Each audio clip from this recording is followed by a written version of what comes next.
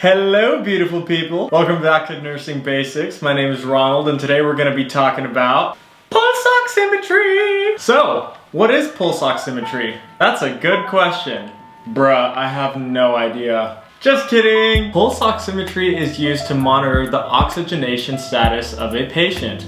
These bad boys measure specifically the oxygen carried on the hemoglobin in the arterial blood. So arterial blood is blood that has been oxygenated by the lungs, been brought back to the heart, and carried out to the body via the arterial system to oxygenate vital organs and tissues. Another cool thing about these bad boys is that they are completely painless. Oh my gosh, my arm! And non-invasive whatsoever, and they also show you a patient's heart rate.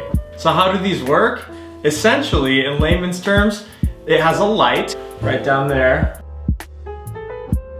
I don't know if you can see it very well. It's a little tiny little red dot. And it has a receiver up top. Bro, this noob on the screen didn't give a good explanation. Quick reminder about hemoglobin. It is a component of the blood that carries oxygen. Back to the light. Essentially, that little red light and receptor measure the oxygenated and deoxygenated hemoglobin.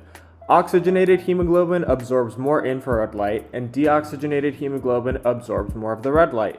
So the computing mechanism works out how much infrared light and red light are absorbed. And how this technology works is beyond me. Pulse oximetry is awesome because it's just a quick little device that can be thrown on the finger. And if the finger isn't reading well, they also make pulse oximetry devices that attach to the ears, and they have ones that strap around your forehead as well. And they both work the same way. They all work by measuring the oxygenated and deoxygenated blood and coming up with a percentage. So the reason these bad boys are so important is because pulse oximeters can pick up the slightest change of oxygenation in arterial blood. So this is important because if there is a drop in oxygen saturation, that means the arterial blood is not oxygen rich, which means the tissues are not being perfused well enough with oxygen, and they're probably not going to stay healthy for that long. Just to recap, pulse oximeters measure the oxygenation status of arterial blood. It's very easy to monitor, they are non-invasive, they give you a patient's heart rate, and they speak to the perfusion away from the heart,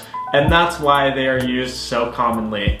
Well, there you go. That's it. Straightforward and to the point. I hope you enjoyed. Don't forget to like and subscribe. Leave a comment down below about what your standing is of pulse oximetry. If things aren't unclear, hopefully I can help clarify them. Don't forget the basics of life, guys. Be kind, do good. Adios, amigos.